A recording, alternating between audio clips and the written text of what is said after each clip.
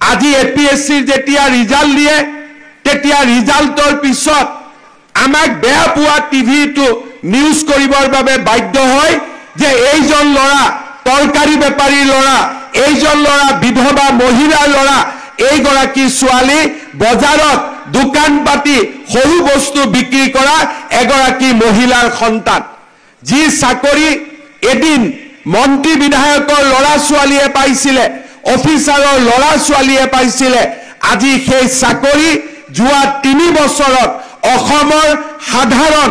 মধ্যবিত্ত আৰু দৰিদ্ৰ শ্ৰেণীৰ ল'ৰা ছোৱালীৰ বাবে আমি মুকলিচ্ছ শিক্ষিত কৰি যদি চৰকাৰী চাকৰি টকা দি ল'ব লাগে, তাতকৈ আৰু অন্যায় যুৱ সমাজৰ বাবে একোৱেই হ'ব নোৱাৰে। তাই যেতিয়া কলেজত আছিলো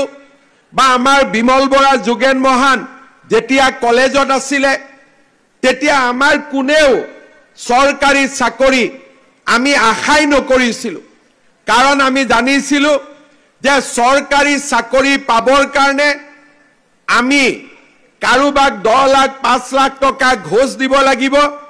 আৰু ঘোষ নিদিলেও কোনবা মন্ত্ৰী বিধায়কৰ লগত আমাৰ সম্পৰ্ক থাকিব লাগিব, আৰু নহলে এপিএসসি বা ইন্টাৰভিউ লোৱা মানুহসকল আমাৰ পৰিয়ালৰ লগত জানা শুনা হ'ব লাগিব, তেতিয়াহে আমি চৰকাৰী চাকৰি পাব পাৰো। মোৰ লগত যিসকল মেৰিটত ল'ৰা ছোৱালী পাছ কৰিছিলে আৰু মই এৰি অহাৰ পিছতো যোৱা কেইবছৰমান আগলৈকে যিবিলাক ল'ৰা ছোৱালীয়ে সুন্দৰভাৱে কটন কলেজত মোৰ লগত পঢ়িছিলে তেওঁলোকক মই ভেঞ্চাৰ কলেজৰ প্ৰফেচাৰ হিচাপে গাঁৱে ভূঞে গলে আজিও লগ পাইছিলো। অৰ্থাৎ চোকা ল'ৰা ছোৱালীৰ কাৰণে এটাই ৰাস্তা খোলা আছিলে, মেজিষ্ট্ৰেট হ'ব নোৱাৰে, ডিএসপি হ'ব নোৱাৰে, চৰকাৰী চাকৰি পাব নোৱাৰে, এছিষ্টেণ্ট মেনেজাৰ এছিষ্টেণ্ট ডিৰেক্টৰ হ'ব নোৱাৰে, তৃতীয় আৰু চতুৰ্থ শ্ৰেণীও চাকৰি পাব নোৱাৰে। তেওঁলোকে কি কৰিছিল, নিজৰ গাঁৱলৈ ঘূৰি গৈছিলে, গাঁৱত এখন এলপি স্কুল খুলিছিলে, নহলে এমই স্কুল খুলিছিলে, আৰু নহলে কাষৰ কলেজখনত তেওঁলোকে নিজক বিনা বেতনত তেওঁলোকে প্ৰফেচাৰ বা শিক্ষকতাৰ জীৱন আৰম্ভ কৰিছিলে। তাৰ পিছত এই চাকৰিটো ৰেগুলাৰৰ কাৰণে 20 বছৰ 30 বছৰ আন্দোলন কৰিছিলে। অসমৰ মেধাৱী ল'ৰা ছোৱালীৰ জীৱন এই ধৰণে আগবাঢ়িছিলে। যেতিয়া অসমত কংগ্ৰেছৰ চৰকাৰ আছিলে লাহে লাহে চাকৰি পোৱাটো আৰু টান হৈ গৈ থাকিলে। এটা সময় আহিলে যে মেজিষ্ট্ৰেটৰ চাকৰি পাবৰ কাৰণে কংগ্ৰেছে এপইণ্টমেণ্ট কৰা এপিএসসিৰ চেয়াৰমেন ৰাকেশ পালক যদি 1 কোটি টকা নিদিয়ে আমাৰ ল'ৰা ছোৱালীয়ে মেজিষ্ট্ৰেট চাকৰি পাব নোৱাৰে, ডিএসপি চাকৰি পাব নোৱাৰে, ইন্সপেক্টৰ অফ স্কুল বা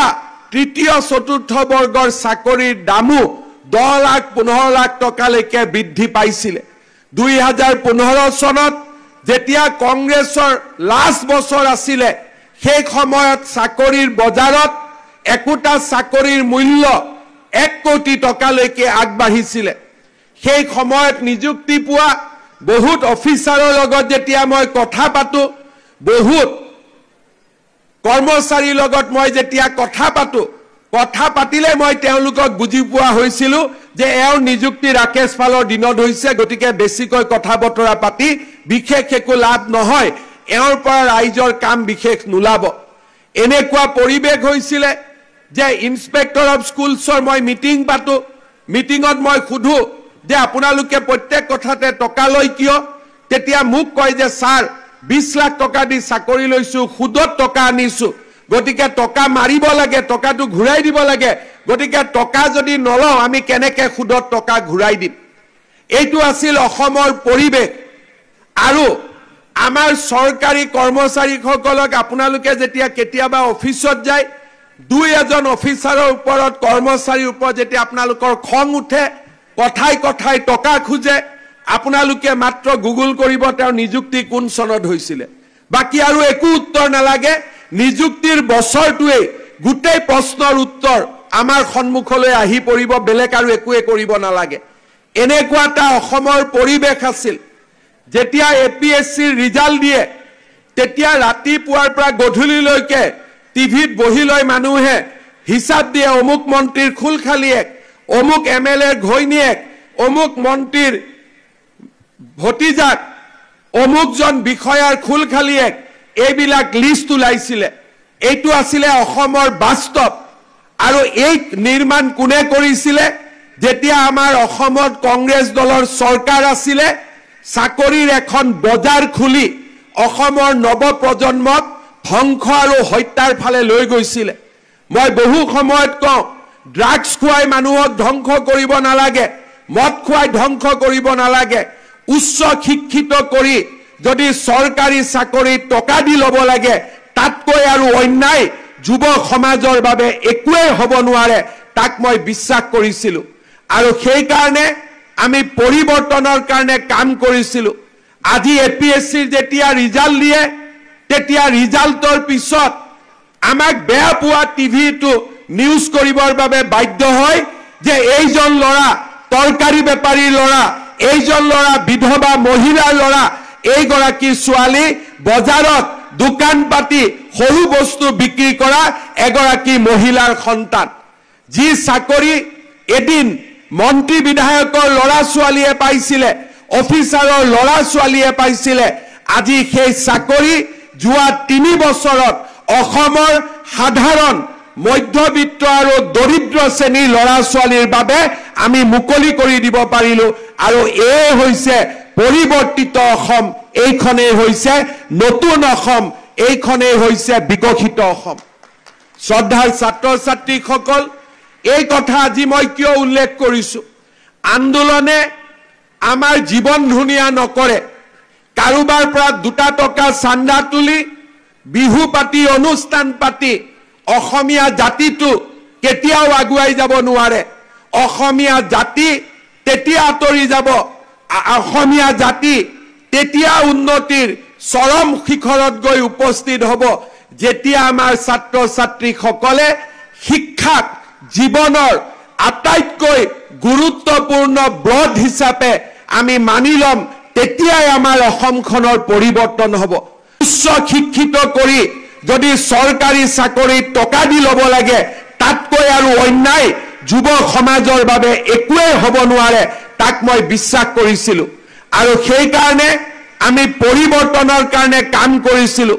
আজি APSCৰ যেতিয়া ৰিজাল্ট দিয়ে তেতিয়া ৰিজাল্টৰ পিছত আমাক বেয়া পোৱা টিভিটো নিউজ কৰিবৰ বাবে বাধ্য হয় যে এইজন ল'ৰা তৰকাৰী বেপাৰীৰ ল'ৰা এইজন ল'ৰা বিধৱা মহিলাৰ ল'ৰা এইগৰাকী ছোৱালী বজাৰত দোকান পাতি সৰু বস্তু বিক্ৰী কৰা এগৰাকী মহিলাৰ সন্তান যি চাকৰি এদিন মন্ত্ৰী বিধায়কৰ ল'ৰা ছোৱালীয়ে পাইছিলে অফিচাৰৰ ল'ৰা ছোৱালীয়ে পাইছিলে আজি সেই চাকৰি যোৱা 3 বছৰত অসমৰ সাধাৰণ মধ্যবিত্ত আৰু দৰিদ্ৰ শ্ৰেণীৰ ল'ৰা ছোৱালীৰ বাবে আমি মুকলি কৰি দিব পাৰিলো আৰু এই হৈছে পৰিৱৰ্তিত অসম এইখনে হৈছে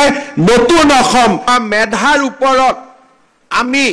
চৰকাৰী চাকৰি প্ৰদানৰ আমি এটা নতুন মানদণ্ড নিৰ্মাণ কৰিছো মই যেতিয়া কলেজত আছিলো বা আমাৰ বিমল বৰা যোগেন মহান যেতিয়া কলেজত আছিলে তেতিয়া আমাৰ কোনেও চৰকাৰী চাকৰি আমি আশাই নকৰিছিলো কাৰণ আমি জানিছিলো যে চৰকাৰী চাকৰি পাবৰ কাৰণে আমি কাৰো